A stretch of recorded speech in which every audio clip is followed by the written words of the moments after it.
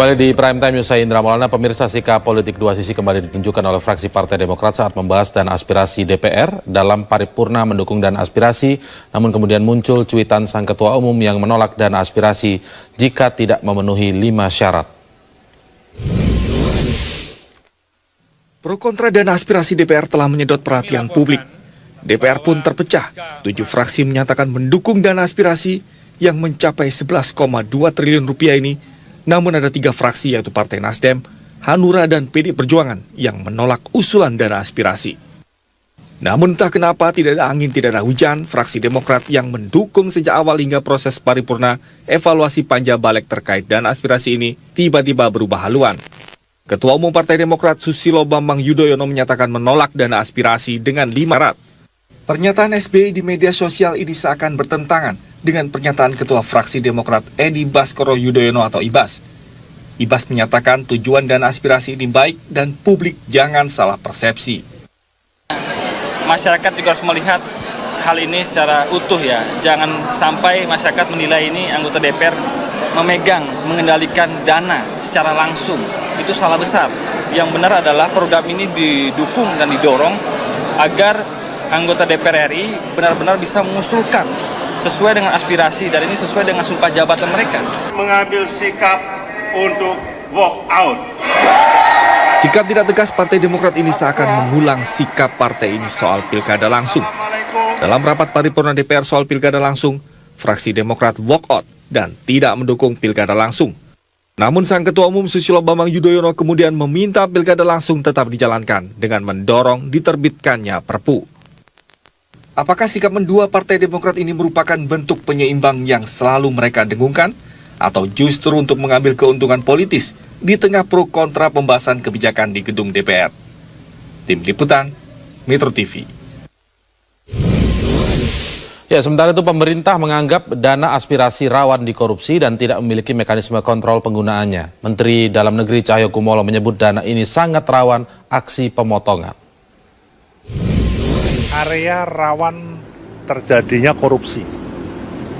Wajar sehingga KPK sekarang mulai masuk sejak awal.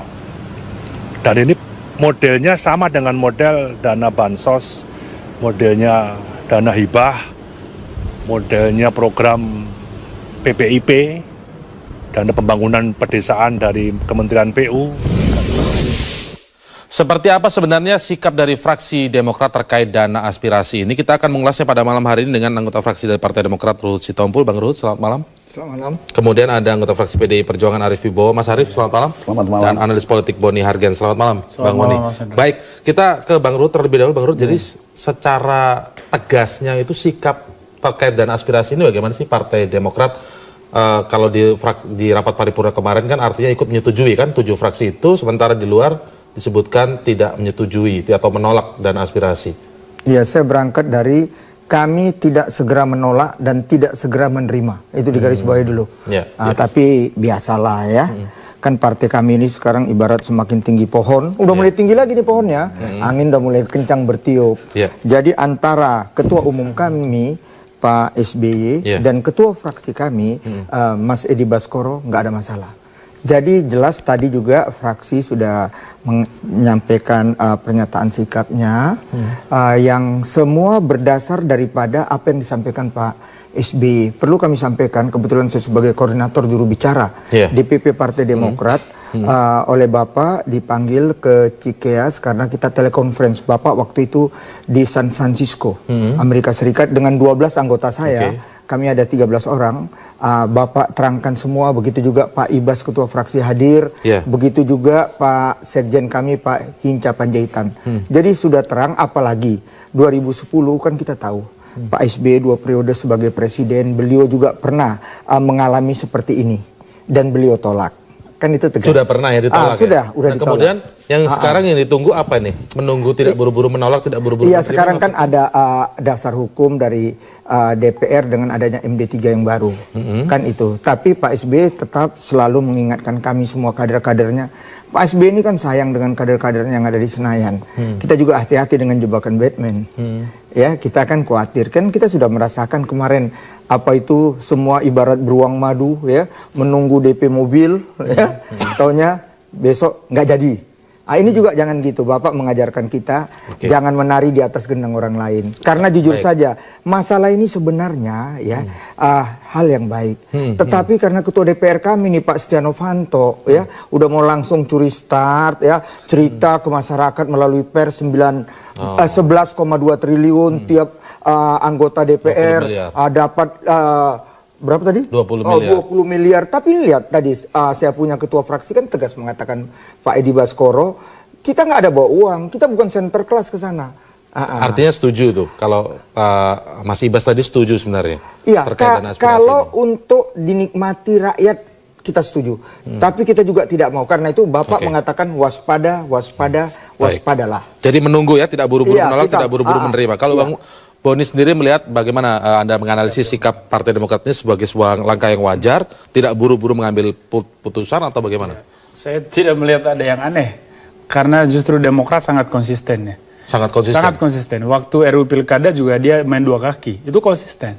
Maksudnya konsisten sekarang, dua kaki? Iya, konsisten dua kaki.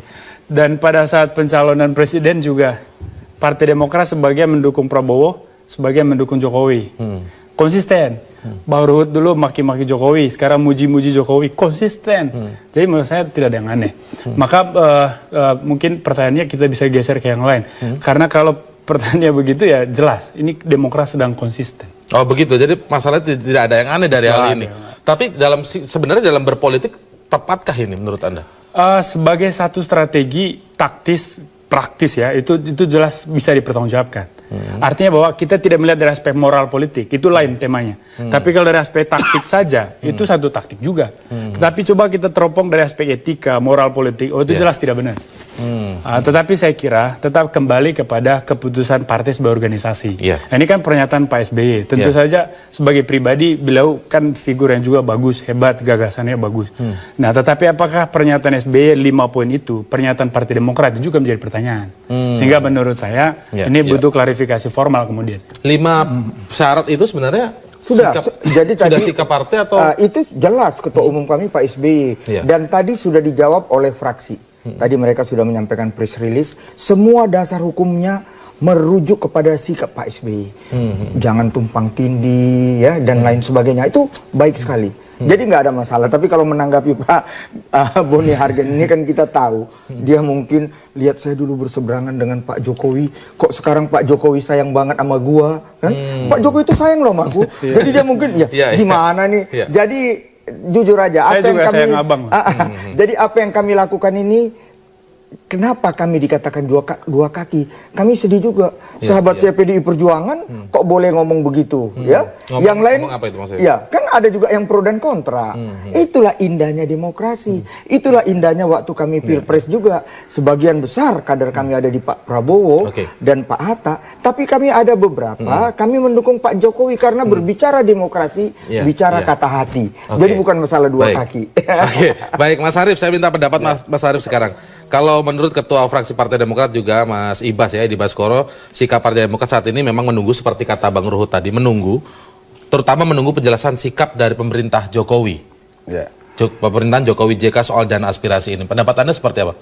Menunggu penjelasan dari pemerintah dulu. Ya, saya kira menurut saya itu menjadi tidak perlu ya, karena kalau ini tergantung kepada cara pandang kita. Perspektif kita melihat soal usulan program bangunan daerah pemilihan tersebut atau yang dikenal publik sebagai dana aspirasi.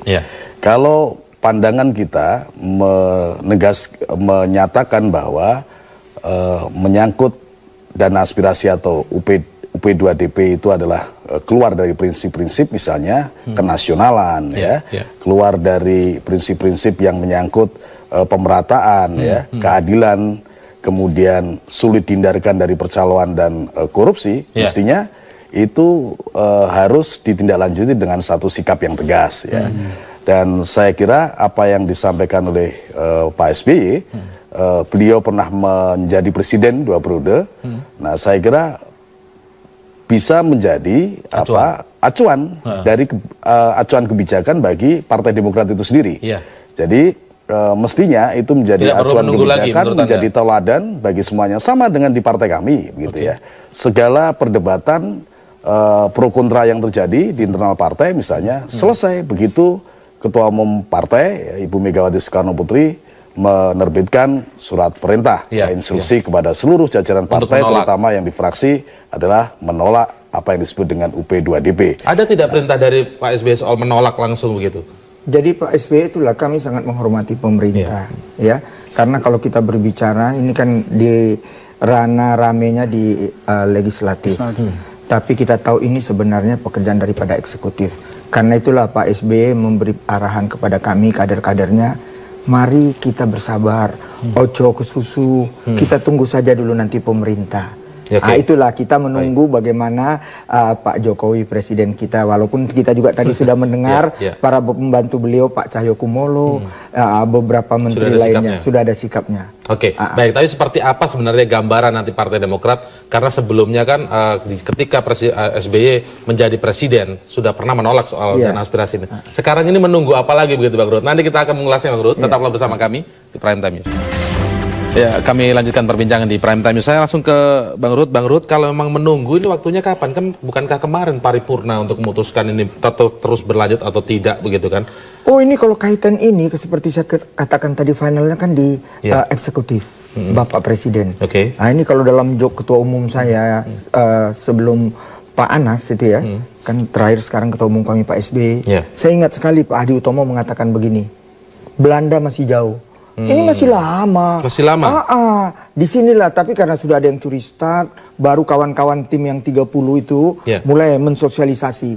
Tapi apapun, ini suasana. Tapi ini kan usulan dari DPR ini Bang Ruhut. Iya, tapi kan suasana rakyat kita, kata-kata 9,2 triliun itu loh, 1 DPR 20M itu hal yang sangat sensitif ya, 11,2 triliun. Walaupun dari Golkar tuh Misbakun bilang begini. Kalau saya garis bawahi sepertinya dari Bang Ruhut ini sepertinya menolak sebenarnya ini. Cuma bagaimana di fraksinya itu bagaimana sih sikapnya? Iya, saya sebagai... Karena kan kalau kita lihat kemarin sebelum paripurna sebelum selesai begitu kan ada 3 fraksi yang dengan tegas menolak begitu ya. Nah, ini kalau Demokrat jadi agak bingung ini sebenarnya menolak atau ikut menyetujui waktu di dalam paripurna kemarin? Iya, jadi begini, saya sebagai juru bicara Partai Demokrat, jadi DPP, DPR itu, fraksi itu adalah kepanjangan tangan partai. Sebenarnya kawan-kawan itu juga menolak, cuma caranya, aku kan orang Batak, cara gua dengan cara si Poltak, yang lain mungkin ada suku lain mungkin dengan halus. Inilah indahnya berpolitik, namanya dinamika. Ini dinamika politik, tapi kalau saya belah hatinya, kayaknya mereka menolak juga. Yang menarik juga di garis bawah tadi Mas Arief tadi adalah bahwa kalau ini menunggu penjelasan dari pemerintah begitu kan. Nah, sebenarnya tidak perlu menunggu penjelasan dari pemerintah karena kan sebelumnya kan pola dana aspirasi ini sudah ada ketika Pak SBY ketua umum Anda menjadi presiden. Artinya kan sama-sama aja kan, menunggu apa lagi nih? Iya, karena itu jadi kan begini, itulah indahnya demokrasi kan, kawan-kawan mempunyai argumentasi dengan MD3 yang baru, ada dasar hukumnya. Pak SBY pada waktu itu menolak, karena itu saya katakan jangan hanya ganti casing. Maksudnya juga sama, tapi kan jelas yang dulu dengan yang sekarang memang ada perbedaan. Jadi perbedaan tidak membawa uang seperti yang dikatakan ketua fraksi saya. Tidak ada uang yang kita pegang. Uang itu dikelola oleh bupati, wali kota. Itu kan selalu yang disampaikan juga fraksi-fraksi yang setuju juga kan? Itu yang mereka sampaikan. Jadi cuma programnya. Tapi seperti kekhawatiran Pak Cahyo, kekhawatiran kawan-kawan yang lain ya, termasuk KPK loh. KPK juga ya ini rawan. Tadi Pak Johan Budi juga udah ngomong ya. Jadi kan kita mengajukan program ya. Inilah program kita di Dapil. Tapi pelaksanaan program itu kan semua kan mesti ada juga yang awasi. Kebayang itu kalau nggak bisa diawasi dengan baik. Nanti jangan juga ya orang yang makan nangka kita kena getahnya. Nah, itulah bentuk kewaspadaan kami. Saya menambahkan sih Mas Indra. Jadi saya melihat satu itu yang menjadi masalah dasar adanya dana aspirasi ini. Aspirasi ini kan sebetulnya salah satu tugas pokok dari perwakilan politik dari parlemen. Artinya tugas dari wakil rakyat itu adalah memang menyuarakan aspirasi rakyat. Nah, kalau harus ada dana khusus untuk ini udah keterlaluan. Yang kedua, fungsi pokok partai politik salah satunya adalah menjaring aspirasi dari masyarakat. Maka tugas aspirasi ini adalah tugas partai politik. Kalau DPR kesulitan di dalam membaca persoalan, menangkap aspirasi masyarakat, dia harus kembali ke partai. Karena disitulah tugasnya partai. Nah, jadi kalau ada dana khusus, ini menjadi justru kemudian menyalahi hakikat dari politik demokrasi. Nah, yang kedua yang menjadi masalah buat saya adalah teknis pelaksanaan dari dana ini sendiri. semua pihak sudah mengatakan bahwa rawan korupsi. Saya kira iya. Meskipun anggota DPR mengatakan bahwa 1 sen pun saya nggak ambil. Tidak pegang. Tetapi kan siapapun yang mengelola uang itu, tetap DPR yang menanggung risiko tertinggi. Ya, karena prinsip tanggung jawab atas pemakaian dana ini kan hierarkal. Siapa pada puncak tertinggi, siapa yang dia bertanggung jawab paling tinggi. Nah itu. Lalu kemudian yang ketiga, kalau dilihat dari komposisi dapil, kelihatan bahwa 60% dana ini akan lari ke Pulau Jawa. Nah, bagaimana dengan pengembangan dapil di luar Jawa? Nah, itu juga akan terjadi ketidakadilan untuk konteks elektoral. Lalu kemudian persoalan-persoalan tetap bengek yang lain. Dana ini nanti bisa dikapitalisasi luar biasa secara politik oleh semua anggota DPR yang menerima. Sehingga mereka bisa menyuntik bupati, menyuntik camat, lurah dan sebagainya oleh dana ini. Itu kan tentang pro kontra sehingga tentang dana pada saat pemilu ya? berikutnya mereka bisa saja dengan mutlak itu. menang. Baik. Pertanyaan saya kemudian, kalau misalnya ini sudah jelas konteksnya dipahami oleh partai yang menolak dan juga partai yang setuju begitu. Masalahnya kan kita berbicara sekarang ini bagaimana Demokrat menunggu, sikap menunggu ini. Nah, kalau Anda melihat bukan hanya Demokrat. Bukan hanya Demokrat. Hampir semua fraksi DPR saya kira menunggu. Tapi kan ini sebuah jebakan Batman. Pemerintah disudutkan, disuruh untuk terjebak. Nah, kalau dia menerima artinya dia mendukung. Kalau dia menolak, artinya ini dia menciptakan masalah. Yaitu? Karena nanti bisa dikunci di pembahasan RAPBN. Nah, karena fraksi-fraksi di DPR pasti kecewa, partai-partai pasti kecewa. Ketika pemerintah menolak dia marah. Jadi maka Sandra, dia akan balas dendam, menyandra pemerintah. Makanya saya bilang fraksi PDIP memang menunggu atau jelas menolak tentang dana aspirasi ini? Apa? Fraksi dari PDI Perjuangan. Sudah disampaikan. Sudah jelas menolak gitu ya? Bukan menunggu lagi? Tidak menunggu. Dan karena itu kita juga berharap pemerintah juga berlaku sama, begitu bersikap sama. Sebab begini, ini menyangkut cara kita untuk mengawal pemerintahan agar menjadi pemerintahan yang kuat, ya, tegas, akuntabel dan manageable, ya, serta memahami dengan baik, memposisikan diri dengan baik mana tugas pokok dan fungsi yang di ranah legislatif, di ranah eksekutif. Jadi ingin saya katakan adalah bahwa pemerintah tidak boleh abai, bukan saja terhadap aspirasi yang hidup dan berkembang di DPR, tapi juga di masyarakat luas. Ya, nah dengan demikian sikap tegas pemerintah nanti akan kita lihat pada saat pembahasan anggaran untuk tahun 2016. Apakah pemerintah berposisi lentur misalnya atau tegas bahwa ini memang tidak bisa dilakukan, ya. Selain untuk menjaga hal yang saya sampaikan supaya apa yang disebut dengan upaya untuk mengurangi kesenjangan antar wilayah, ketimpangan pembangunan, proporsional dan adil, kemudian mencegah percaloan dan korupsi itu memang bisa dihindari. Baik, nanti kita akan lanjutkan lagi, pemirsa tetaplah bersama kami di Prime Time News. Itu juga kursinya. Itu yang aku lihat yang sekarang. Baik, kita lanjutkan perbincangan di Prime Time News. Sekarang saya akan sekali lagi ke Bang Ruhut untuk meyakinkan bahwa memang judul ini disebut tidak tepat begitu ya, Bang Ruhut. Tapi kita harus tahu dulu argumen dari Partai Demokrat. Kalau memang sudah ada perintah penolakan, sudah ada ya perintah penolakan terhadap dana aspirasi dari Ketua Umum Pak SBY. Iya, jadi dari Bapak itu kita tunggu. Karena itu Pak Ketua fraksi kami kan mengatakan kami tidak cepat menolak atau menerima. Itu. Jadi udah tegas kok, nggak ada masalah. Itu sudah tegas ya, tidak cepat menolak atau menerima itu sudah termasuk tegas. Tegas karena kan tegas, ya? Kalau bicara ini itu yang saya katakan tadi kan Belanda masih jauh. Itu tahapannya masih banyak dan finalnya di tangan Bapak Presiden kita. Ya, Bapak Jokowi. Karena maksudnya gini, kalau dibandingkan misalnya kita lihat yang dari fraksi PDI Perjuangan menyatakan menolak begitu kan, nggak pakai menunggu lagi penjelasan pemerintah, karena itu nanti urusan lain lagi dengan pemerintah. Kalau setuju tetap bisa menolak kan berarti kan, dari fraksi partai. Nah, kalau Demokrat bukankah itu nanti ikut arus saja, ikut alur aja? Kalau kami kebetulan ya, kami terima kasih Tuhan, Pak SBY pada waktu itu presidennya, beliau langsung mengambil keputusan yang tepat menolak. Tapi kan kita tahu juga ya, Pak Jokowi. Saat itu fraksi-fraksi di DPR semua setuju atau bagaimana? Oh iya, pada waktu tetap juga penggagasnya partainya itu juga Golkar, Golkar juga. Jadi kalau dalam hal ini PDIP kan apapun kan ketua umumnya kan Ibu Mega, ya. Jadi mereka semua menyerahkan kepada Ibu Mega, biar Ibu Mega lah nanti yang ngomong dengan Bapak Presiden kita, yang mana Pak Jokowi kan kader PDI Perjuangan. Kalau kita lihat kan sebelum, ada yang bertanya begini, kalau PDIP itu sebelum paripurna diputuskan sudah ada perintah menolak. Tapi kalau Demokrat ini kesannya perintah menolaknya setelah paripurna. Jadi orang melihat sebenarnya setuju atau nggak setuju ini. Iya kan begini, kan saya bilang kan di pemerintahan, kan Pak Jokowi kan belum dengan tegas ya menolak atau tidak. Karena itu kita tunggulah, kita hormatilah Pak Jokowi. Dia presiden kita yang kedua yang langsung dipilih rakyat. Pemerintah sebetulnya sudah secara informal menyampaikan kepada media sikap bahwa menolak dana aspirasi. Sudah menolak ya. Saya kira beberapa dari pemerintahan sudah menyatakan itu dan ini menggambarkan serum meskipun belum sikap formal. Ya, tapi jelas bahwa dari seluruh argumentasi yang muncul dari istana itu memang arahnya menolak. Oke, Mas Arief, kira-kira kemudian kalau misalnya ini nanti diserahkan bolanya bergulir kepada pemerintah, apakah menjadi sebuah beban tersendiri bagi pemerintahan Jokowi? Ya, bukan diserahkan kepada pemerintah karena itu menyangkut anggaran. DPR punya hak yang disebut budgeting, tapi kan tetap dibicarakan dengan pemerintah. Nah, sementara sikap DPR terbelah. Ada 7 fraksi yang menyatakan menerima, 3 fraksi menolak. Tergantung pemerintahnya. Kalau pemerintahnya menyatakan ya, sikap pemerintah adalah juga menolak atas usulan program bangunan daerah pemilihan, maka selesai, tidak mungkin bisa dijalankan gitu. Ya. Nah, kalau misalnya ini kita bicara andaikan ya, misalnya kemudian pemerintah menyatakan setuju, misalnya begitu, partai PDIP, konsekuensinya PDI Perjuangan karena menolak maka tidak akan menggunakan haknya ya terkait program bangunan. Artinya tetap akan mengkritisi tersebut. Otomatis begitu. Sikap konsisten kita ini kan menjadi taruhannya. Kenapa saya tanyakan itu? Nanti saya akan tanyakan juga ke Partai Demokrat. Kalau misalnya kemudian pemerintah justru menerima, kalau dari semangatnya tadi menolak, seperti mencontohkan PSB di era yang lalu juga menolak dengan hal ini. Kalau misalnya pemerintah setuju, apakah kemudian Demokrat ikut setuju? Jadi bertentangan dengan prinsipnya sebelumnya dong? Iya, karena kan PDIP sekarang the ruling party.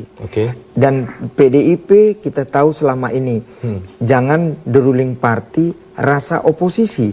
Itu kita garis bawahi loh. Karena beberapa kadernya kan banyak juga. Saya bilang wah ini kelamaan nih. Tapi ini saya tanya sikap Demokrat. Termasuk kami di sini. Kalau udah the ruling party, Pak Jokowi taunya tidak bisa menerima, tetap ya kita dukung, kan pemerintah yang punya uang ini. Di situ itu urusan Pak Jokowi dengan PDI Perjuangan. Kita bicara andaikan kalau misalnya pemerintah menerima, kan ini Demokrat yang sebenarnya semangatnya adalah menolak kan? Semangatnya menolak, semangatnya menolak. Semangatnya menolak, tapi karena ada MD3, kan karena ada MD3, pemerintah bisa menyiapkan dananya apa, kita harus hormati. Pak Jokowi itu kita harus hormati, dia presiden kita. Penjelasan ketua fraksi itu Ibas semangatnya mendukung ya. Semangatnya mendukung justru ya. Jadi memang agak bertentangan ya. Saya tidak melihat Ibas sebagai putra Pak SBY, tapi saya melihat sebagai ketua fraksi, kader partai dan ketua fraksi. Mestinya kan ada koordinasi dan ketua umum ya. Mungkin yang harus ditanya ke Bang Ruhut gimana koordinasi internal Partai Demokrat sehingga sikap ini terbelah. Jadi saya tadi malam 1 jam ya sama Bapak ya bicara. Begitu juga saya selalu begitu, saya bawa tim saya, tim juru bicara karena saya sebagai koordinator juga. Pak SBY memberi arahan ya, Pak Inca juga ada ya, dan juga Bapak sudah ngomong juga dengan Pak Edi Baskoro. Karena itulah tadi konferensi itu setelah paripurna. Setelah paripurna, karena kan gini, beritanya ini kan jadi kemana-mana. Tapi sebenarnya fraksi itu tetap mendengar apa yang disampaikan oleh ketua umum, karena fraksi itu kepanjangan tangan daripada DPP. Atau ada sebagian rekan-rekannya Pak Ruhut di fraksi Demokrat ini yang memang ngotot ingin tetap. Iya, saya rasa di semua partai ada yang begitu, karena mungkin mereka turun ke dapilnya, ya mungkin mereka, ya maaf aja kan, memang kalau untuk menjadi anggota DPR ini, sekali lagi saya mohon maaf, kita mesti sudah siap semua. Desain sebetulnya Mas, sorry Bang, sebetulnya desain dari agenda ini kan sebetulnya desain kolektif, artinya kesepakatan dari beberapa partai. Nah, yang nanti secara politis tadi kita udah bahas bahwa ini juga bisa menjadi jebakan untuk pemerintah, atau juga bisa ini untuk kepentingan-kepentingan taktis DPR. Tapi sebetulnya keuntungan yang diperoleh dari kebijakannya adalah bisa kolektif, bisa personal. Makanya kan ada beberapa anggota DPR justru dari partai yang menolak, itu juga sebenarnya ngotot. Karena dia punya kesulitan finansial di dalam bagaimana melakukan komunikasi politik, membangun basis, dan sebagainya. Jadi saya kira ada kombinasi antara. Jadi diperlukan sekarang ada ketegasan pimpinan fraksi di situ begitu. Persis, maka karena ini kan kerja kolektif, politik ini kan kerja organisasi, maka harus ada satu sikap. Nah, disitulah pentingnya kontrol, manajemen internal dan juga kepemimpinan. Sehingga nanti ini mungkin juga PR buat Partai Demokrat, Bang Ruhut, bagaimana itu bisa di dalam bisa diselesaikan. Baik, nanti kita akan lihat bagaimana perkembangan soal dana aspirasi ini. Kita lihat juga bagaimana sikap terakhir Partai Demokrat soal dana aspirasi. Kalau saya tangkap dari Bang Ruhut tadi semangatnya menolak ya gitu ya. Terima kasih Bang Ruhut telah hadir. Terima kasih Bang Boni, terima kasih juga Mas Arief telah bergabung bersama kami di Prime Time News malam hari ini.